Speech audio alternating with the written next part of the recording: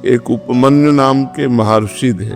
वो जब बाल्यावस्था के थे तो कि अपने मित्रों के साथ वो किसी दूसरे ऋषि के घर खेलने गए, तो वहां उन ऋषि ने अपने बच्चों के साथ उनको भी गाय का दूध पिलाया।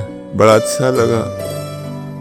वो जो ऋषि गाय का दूध पिलाए वो उपरोहित कर्म करते थे, और ये जिनके पिता उपरोहित कर्म नहीं करते थे, ऐसे के पुत्र थे उपमन्यु जी। उपमन्यु जी घर आए और कहा हमें दूध पिलाइए।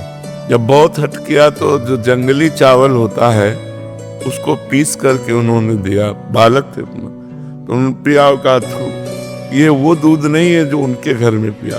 तो माँ ने डांट के कहा तुम्हें दूध चाहिए तो भगवान शंकर की तपस्या करो और तप के द्वारा वरदान प्राप्त करो, क्षीर समुद्र का दूध पियो। तो उस समय उपमन्यु जी ने दाहिने पैर के अंगूठे केवल खड़े होकर हाथ उठा करके भगवान शिव का मंत्र जपे।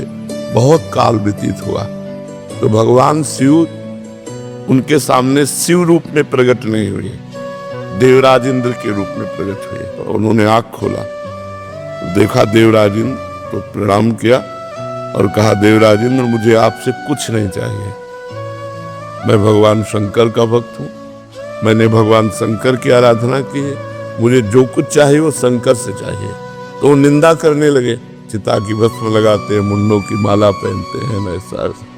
तो उनका सावधान, हमारे ही सामने हमारे इष्ट की यदि निंदा करोगे तो हमको असमर्थ मत समझो।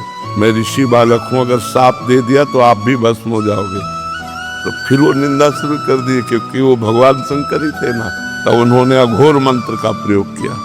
ये मंत्र सिद्ध हो जाए तो किसी के भी ऊपर मारण, मोहन, वशीकरण, उच्चाटन आदि का, इसे अघोर मंत्र कहते हैं। जे ही मंत्र को प्रहार किया जल लेकर के, तो नंदिकेश्वर ने जल को लोप लिया और कहा अपने इष्ट मंत्र से इष्ट पर ही प्रहार करते हो। तो देखा भगवान शंकर नंदिकेश्वर पे विराजमान, उमा सबसे पार्षद। तो उनका प्रभु ये क्या लीला थी?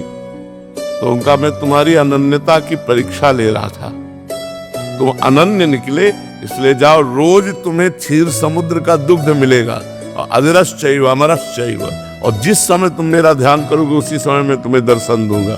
बहुत वरदान की झड़ी लगा दी। तो अनन्यता।